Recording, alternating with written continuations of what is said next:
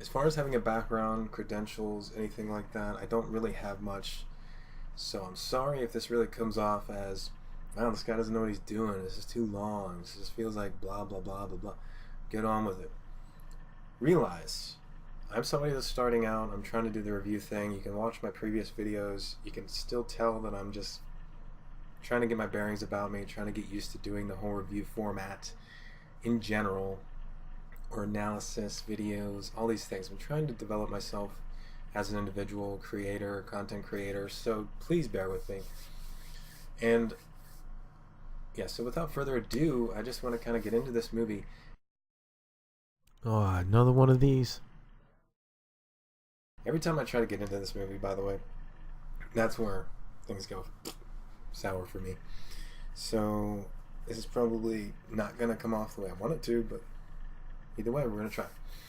So the 2018 Tomb Raider movie tries to do a lot, and it tries to condense two video games, which are probably, what, 6 hours, 10 hours in length, give or take, depending on the player. It tries to condense both of those stories into one movie, and it tries to market it in a way that's like, okay, here's another spring/summer blockbuster, you know. So be stoked for it, I guess. I don't know. Just it's just trying to set up this female protagonist, and it's trying to cater to two different audiences. So it tries to cater to an audience that has never played Tomb Raider, doesn't know a thing about Tomb Raider, just coming in watching these movies thinking, okay, just another action flick. So it tries to do that whilst connecting players, people that have already played Tomb Raider, all the other previous games, the previous old Tomb Raiders, all that stuff. It tries to cater to all those audiences, and it doesn't effectively do that. Like, it tries so hard, but it kind of falls flat. Like, and that's the only way I can, that's the best way that I can describe it, is it's a very ambitious movie that tries to combine two games, two full-length games. And yeah, and it also sets up sequels. So it sets up a sequel, another movie. So anyway, we have Lara Croft. Lara Croft in the movie. The movie, she's trying to find, or I don't know.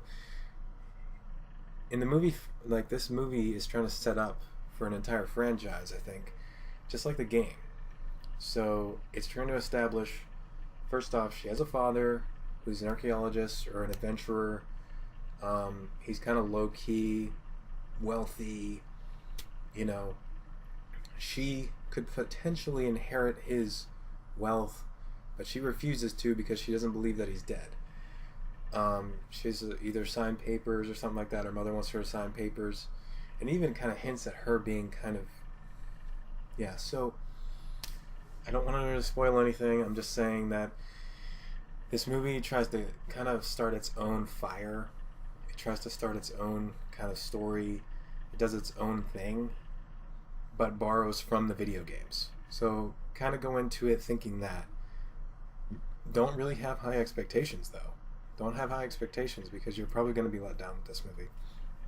It tries to set up Laura kind of having a little background in doing things, archery, fighting, stuff like that. Not so great, because it's supposed to be a learning, growing story. And then it thrusts her into trying to find her father. He's been lost for 7 years. He was trying to find this queen, which also borrows from the game. Queen Himiko. Himiko. Sorry if I'm butchering all these names. On the island of Yamatai. And so, like, the Trinity Organization, Yamatai, the island, the queen. It's, you know, taking some of these parts out of the video games, and it's still, you know, it still manages to create a story around that, but it tries to be more realistic with it. It tries to add a more realistic spin on the supernatural, which is what the video games did. The video games did like a supernatural thing. I haven't played video games. I've read stuff, done a little bit of analysis, or done a little bit of research into them, but I haven't actually played the new games. I've played the older games, watched the older movies, so like I said, bear with me. And it thrusts her into these scenarios, this island, like she goes on this trip, this voyage with this unknown individual. I forget the guy's name now, because that's how that's how forgettable this character is.